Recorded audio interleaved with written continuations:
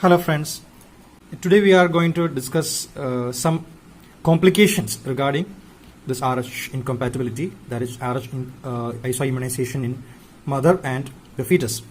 First, about the perinatal complications, that is the fetal complications. The first and foremost, the most important, the most serious disease that is expected is this immune hydrops or fetal hydrops. That is hydrops fetalis is abnormal collection of fluid in more than one area of the fetal body, and this hydrops fetalis is of two types: immune hydrops and non-immune hydrops. Here it is immune hydrops, and that is due to immunization, RH isoimmunization. So that we are discussing immune hydrops. And about non-immune hydrops, it is seen in other diseases like cardiac failure, liver failure, lung failure, like that, where the circulatory failure is occurring due to underlying disease. But here it is immune hydrops due to isoimmunization. And what is the finding? There is a big fetus. The size of the fetus is very large, and it is the most serious disease.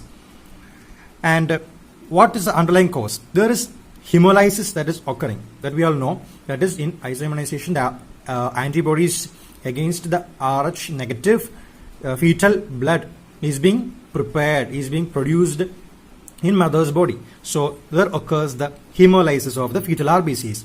It causes severe anemia in the fetus. The severe anemia in the fetus will result in congestive cardiac failure and followed by circulatory failure in the fetus.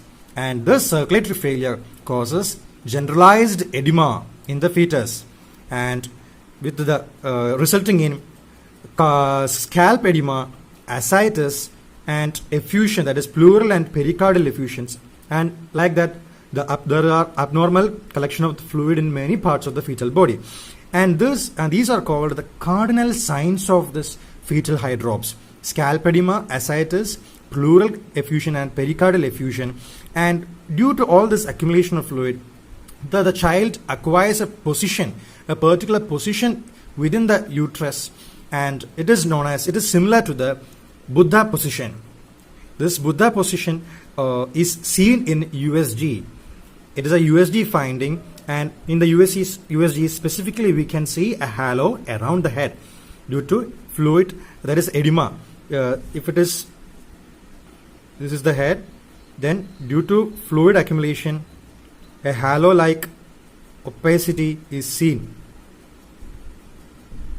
Yes, a halo-like opacity is seen around the fetal head, and all over the body also there is accumulation of fluid, and due to this the child acquires a position within the uterine cavity, and that is known as the Buddha position. And we have seen that there is hemolysis, severe hemolysis of the fetal RBCs, and as a result there is fetal hyperbilirubinemia. That is, bilirubin is a byproduct. It is as a result of hemolysis, bilirubin is produced in excess, and this fetal hyperbilirubinemia is a feature, and that may lead to kernicterus, a severe condition, severe complication, which can affect the CNS, central nervous system. This unconjugated bilirubin can cross the blood-brain barrier and can reach to the CNS, that is brain, and even the most affected region is the basal ganglia, which can result in many complications in the future. Even cerebral palsy can cause severe cerebral palsy, a CP child. And other complications due to this fetal anemia, severe anemia, the liver can enlarge, the spleen can enlarge. That is, there is hepatosplenomegaly, and polyhydramniosis can occur, and also hyperplacentosis. There is large amount of placenta, large placenta can be seen there, and also the hormone activity of the placenta is also increased. And this hyperplacentosis can cause preeclampsia in mother. Okay, please note that point. We will be discussing it later. And another 2 points: the fetal death can occur due to cardiac failure. We have just seen that this the congestive cardiac failure and circulatory failure. If it is going severely, then fetal death can occur. And there is a predictor of impending fetal death. Which is the predictor? It is the sinusoidal fetal heart rate, the heart rate pattern in the CTG. This fetal heart rate pattern is, it is a sinusoidal like, then that is the predictor of an impending fetal death. And another point, another complication is icterus gravis neonatorum that we have already discussed, that is the fetal hyperbilirubinemia, icterus gravis neonatorum. And a few points about the maternal complications following this RH isoimmunization. Maternal complication we have already discussed, that is preeclampsia. Preeclampsia due to hyperplacentosis. This preeclampsia in mother can cause edema in the mother, edema in various body parts of mother, and as a result we are just generalizing that both the baby and the mother both are big. So we will be calling that as maternal mirror syndrome or Ballantyne syndrome.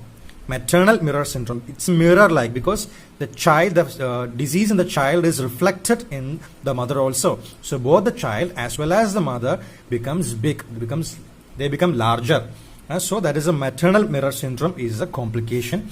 And already we have discussed polyhydramnios in the mother, which can cause various other other complications during the labor, during delivery. And this is something we have to know about this complications regarding this RH isoimmunization, which has got a more practical purpose also, practical importance also. Next we have to look for the Kleher-Bethke test, that is the test which helps us in calculating the dosage of anti-D that has to be given to the RH negative mother during her gestation and after delivery. And the test name is Kleher-Bethke test. It is to assess the fetal-maternal bleed and to calculate the dose required. That is to calculate the dose of anti-D required to give.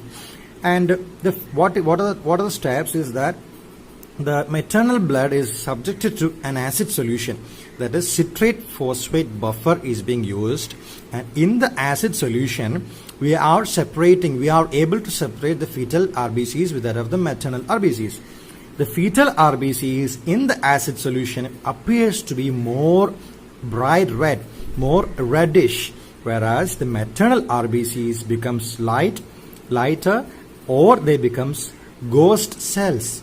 So the brighter one, the reddish one, is the fetal RBCs.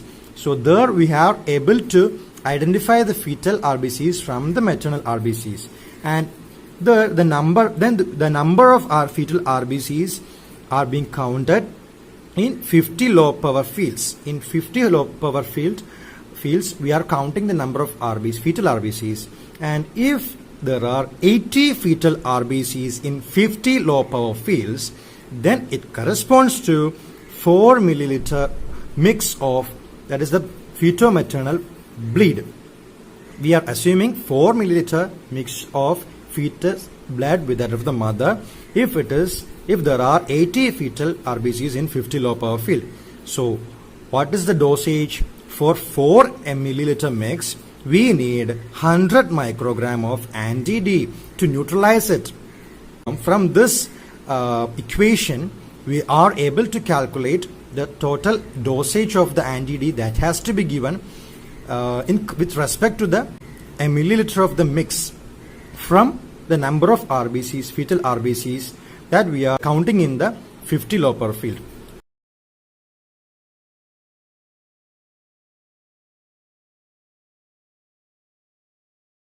So after giving this anti-D, we have prepared from this mix, calculating the mix, we are calculating the dosage of anti-D, and then we are giving the anti-D. And after giving anti-D, indirect Coombs test is being done to check the adequacy, and thus the Kleher-Bethke test is being used, can be used to calculate the dosage of anti-D.